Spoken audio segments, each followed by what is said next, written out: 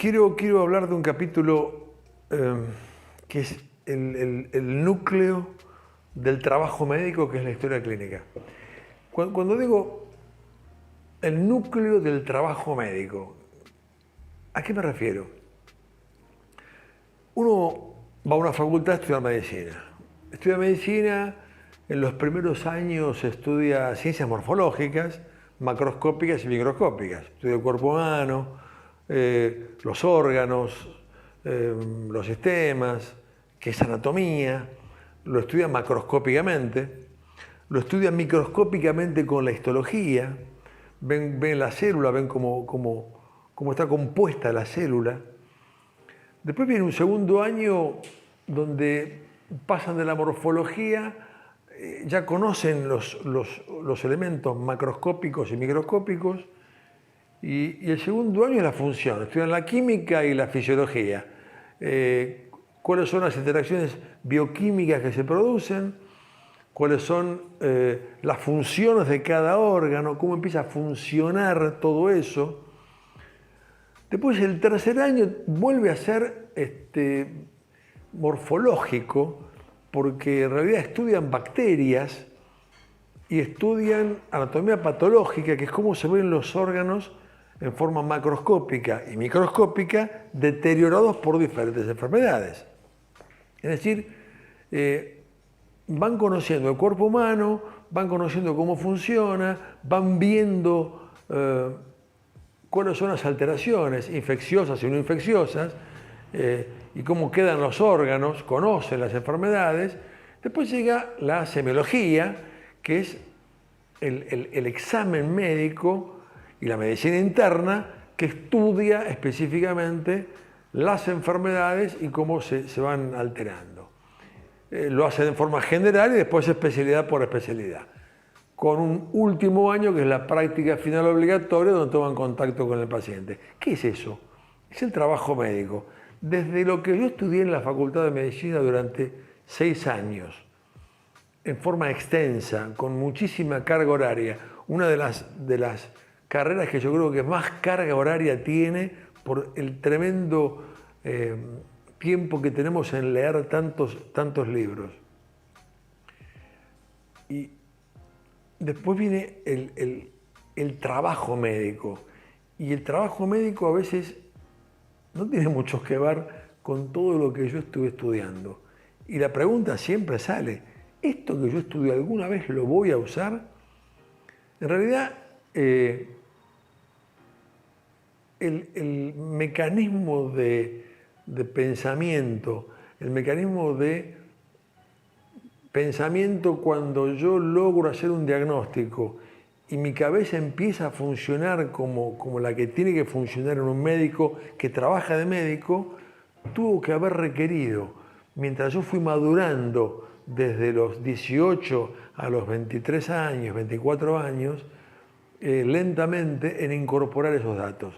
Hay otra forma de enseñar medicina, que es directamente plantear un problema y estudiar en ese problema la anatomía, la fisiología, la histología, pero no llega a ser a veces exitoso a nivel masivo. Masivamente el estudio que en general comparten las universidades en el mundo sigue siendo el estudio morfológico, el estudio funcional, el estudio morfológico de las enfermedades,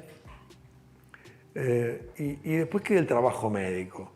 El trabajo médico se aprende realmente en la formación, en una residencia médica, que es lo que más se usa en el mundo, o una concurrencia en plan de residencia, que es la forma en que lentamente voy aprendiendo el trabajo médico. Donde todo eso que yo estudié queda hasta olvidado, hasta me olvidé, pero ¿qué generó? Generó circuitos cerebrales de pensamiento que nos ayudan a que podamos hacer un trabajo médico. Así que si bien muchas de esas cosas que yo estudié no las voy a aplicar, hicieron que mi cerebro funcione de una forma bastante particular y generé circuitos cerebrales de pensamiento que me ayudan a hacer un buen trabajo médico. Porque el trabajo médico en sí es distinto a todo lo que estudiaron en medicina. De ese trabajo médico hay algo que es el núcleo, que es la historia clínica.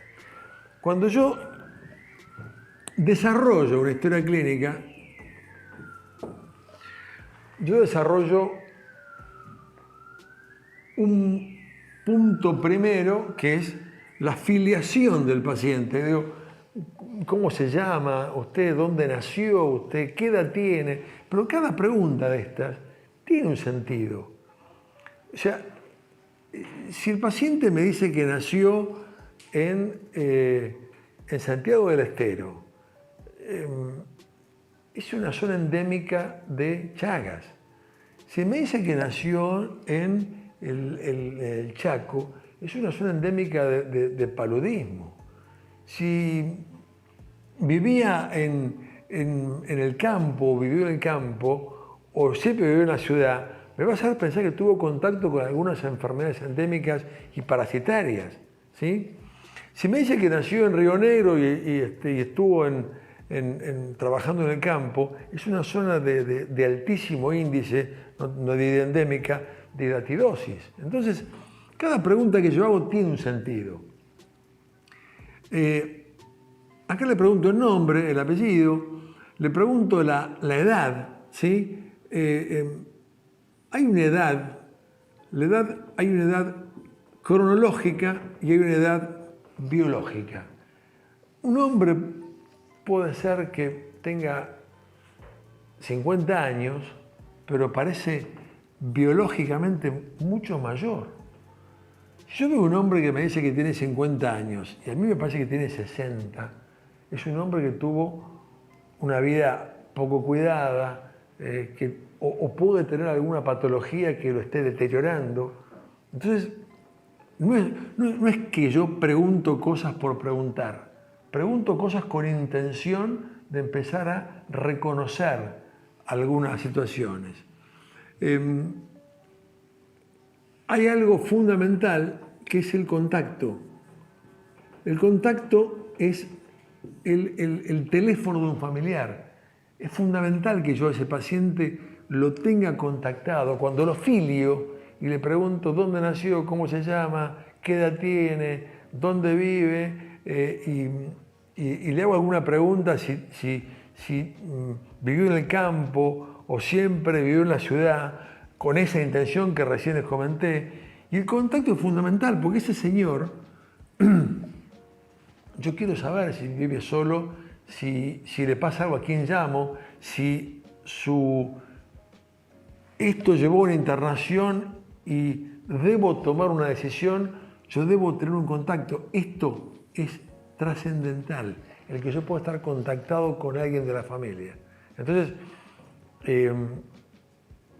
en la afiliación, el contacto para mí es trascendental. Yo tengo un problema con el paciente hizo una muerte súbita. Si yo no tengo el contacto, no puedo avisarle. Imagínense, no avisándole, llega un familiar a ver un paciente que se encuentra que murió. O sea, desde eso, que es una causa extrema, hasta conversar con la familia si me autoriza a hacer una cirugía, que no estaba planeada hoy a la mañana cuando conversé con el paciente. Porque esto es dinámico, cambió. El segundo punto, hay dos formas. Una es, se introduce bastante en la Argentina con Ernesto Merlo. Ernesto Merlo fue un discípulo de Luis Güemes. Luis Güemes fue uno de los históricos médicos argentinos famosos. Su gran discípulo fue Ernesto Merlo. Ernesto Merlo era un peón de estancia que terminó estudiando medicina. Era un gran escultor. Tocaba la guitarra, que era fantástico, y decía que él, esculpiendo con las manos y tocando la guitarra, desarrollaba los sentidos. Entonces, con eso podía tener más sensibilidad en sus sentidos para inspeccionar, palpar, percutir, auscultar y llegar a diagnósticos. Entonces, él decía que lo más importante era la enfermedad actual. Y que uno debería empezar la historia clínica haciendo el relato de la enfermedad actual. ¿Esto qué es? Esto es, bueno, el motivo de consulta que nunca debe faltar, en muy poquitas palabras: paciente consulta por cefalea, paciente consulta por disnea, paciente consulta por tos, paciente consulta por síncope, que es la pérdida brusca de conocimiento. 2 palabras de motivo de consulta, nada más. Después empieza la enfermedad actual. Acá relata, el paciente hace un relato. Bueno, yo comencé cuando yo tenía 50 años aproximadamente, con algunas molestias en la cabeza. Fui a un médico, me vio, me dijo que eran contracturas. Después eso se intensificó. Empecé a tomar algunos medicamentos que me dijeron que tomaba. ¿Se acuerda qué medicamento? Sí o no. Después me recomendaron ver un neurólogo. El neurólogo me hizo una serie de estudios y determinaron que me haga una tomografía computada. En la tomografía computada apareció una mancha. Esa mancha me dijeron que podía ser un tumor, que podía ser benigno. Me operaron en el año 1980 y era un meningioma. Ese meningioma me lo pudieron sacar, tuve esa cirugía. Después me volvió a recidivar y hoy vuelvo porque me duele la cabeza y temo tener lo mismo. ¿Está bien? Contó, ¿sí? Ese paciente que ingresó por cefalea contó la historia de su cefalea. En esta enfermedad actual yo puedo interrumpir haciendo algunas preguntas puntuales. Pero es interesante que yo lo escuche, porque después tengo que traducir sintética y claramente cuál fue la historia de la enfermedad actual de ese paciente que motiva su consulta y por el cual yo voy a determinar lo que voy a hacer. ¿Sí? Digamos que esto es lo que siempre se dijo, lo más importante de la historia clínica. Y acá sí, el médico que tiene que tener la virtud de poder sintetizar lo más claramente posible todo lo que el paciente habla. Hay gente que habla mucho, hay gente que habla poco, hay gente que habla lo justo y necesario, hay que ayudar en el interrogatorio, pero este interrogatorio del que surge la enfermedad actual es el eje de que cuando yo lea una historia clínica sepa a qué me estoy enfrentando. Y le decía que esto se impone bastante en la Argentina, porque después de esto vienen los antecedentes, que son los personales y los familiares. Y acá le pregunto, antecedentes personales, ¿qué enfermedad tiene? Hay gente que la hipertensión y la diabetes no las comenta como le parecen normales. Entonces uno acá le pregunta, ¿usted es hipertenso? ¿Usted es diabético? ¿Qué medicación toma? ¿Estuvo internado alguna vez? ¿Lo han operado de algo? Y los familiares, acá es clarísimo, ¿su papá vive? Sí. ¿Es sano? ¿Sí o no? ¿Su papá vive? No. ¿Murió? ¿De qué murió? ¿Su mamá vive? Sí. No. ¿Es sana? ¿Murió? ¿De qué murió? Y después viene el examen físico. ¿Sí? ¿Dónde qué hago? La inspección, la palpación, la percusión, la ocultación del sistema cardiovascular, respiratorio, digestivo, neurológico, endocrinológico. Le veo el hábito, la forma de la cabeza, la forma de la marcha, etc. Y voy llegando a un diagnóstico presuntivo. Después voy a pedir estudios para llegar a un diagnóstico definitivo, con suerte. ¿Qué ocurre? La otra forma, que era comenzar por los antecedentes, y después ir a la enfermedad actual, hoy se revalúa y se rejerarquiza. ¿Por qué?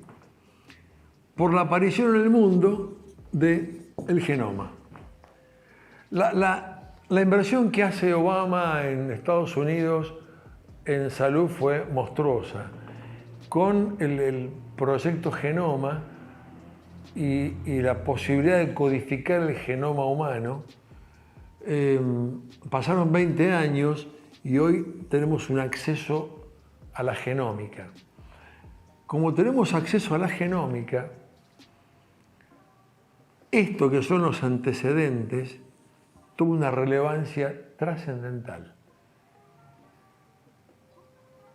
Hoy una terapia personalizada, una medicina personalizada debería fundamentarse en los antecedentes del paciente, porque si el paciente me dice que tuvo un padre muerto de muerte súbita a los 50 años, sabe de un primo que se murió súbitamente, yo tengo la obligación ya con ese antecedente de a ese paciente no pedirle todo el genoma, sino un pedacito de ese genoma que es el exoma, que expresa algunos genes de la muerte súbita que conocemos.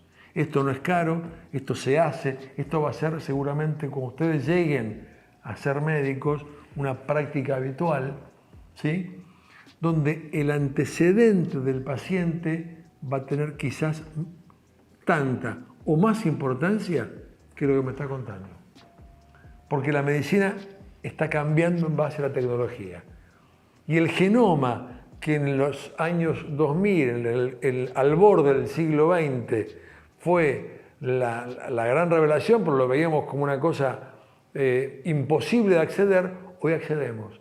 Hoy con un simple obtención de un cepillado labial, lingual, obtención de saliva, puedo pedir el exoma correspondiente para descartar que ese paciente que yo tengo no sea alguien a quien yo deba colocarle un cardiodefibrilador implantable porque tiene el exoma